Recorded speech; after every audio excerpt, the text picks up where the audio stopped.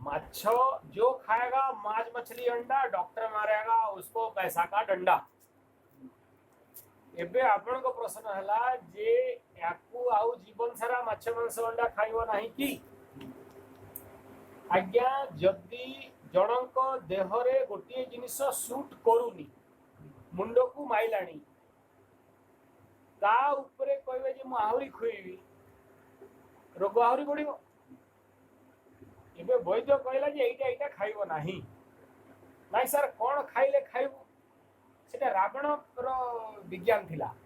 रावण भी जेतले कहला जे एइटा एइटा खाइबी तो रोग ठीक रहइबो से कहला बताओ कोनटा खाइ कि एइटा खाइ।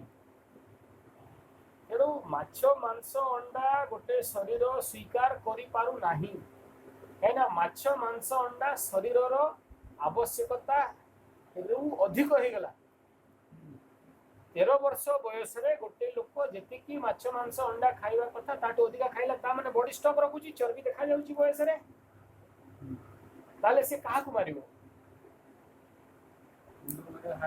मारिबो ना तो मारू जे सामने रे रिजल्ट आपण देखुचंती तापरे प्रश्न जदि मते करिए जे जीवन सारा माछ मांस अंडा खाइबो ना नाही जेतिकी दिन खाउथबो ए भलिया भुकुथबो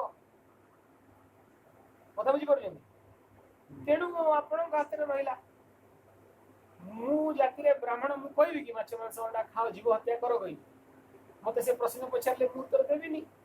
मु आपण को एति कहबी जे मनुष्यर प्राकृतिक आहार माछ मांस अंडा नुह तेणु खाइबा कथा नुह। माछ मांस अंडा खाउथबा प्राणी तांकर एवं न खाउथबा प्राणी भिन्नता अछि ना नहीं।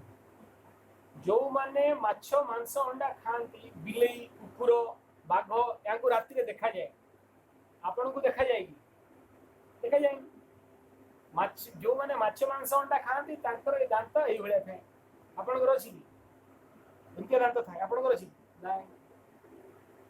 बिलेई कुकुर बाघ इत्यादि लंबा लंबा नख थाए आपण को अछि नाही। तेणु से मांसाशी प्राणी आपण नुहंती मांसाशी प्राणी जीभरे पानी पीब आपण पिउजंती गाई छेली मेंढा भलिया टाणी की पिउजंती।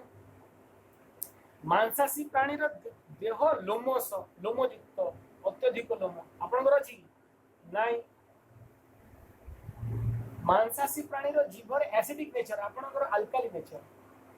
मांसाशी कुकुर प्लास्टिक खाइले भी देखियो झाड़ा रे बाहरी जो आपण को प्लास्टिक जरी गोटे खोई देले झाड़ा रे बाहरी होगी इंटेस्टाइन छोटो से माने राति रे देखि पारंती आपण राति रे देखि पारंती ए भलिया सातटा भिन्नता अछि। शरीर मनीष शरीर माछ मांस अंडा वरिष्ठ आहार को स्वीकार करि पारु नाही यदि खुएबा समस्या ठीक अछि।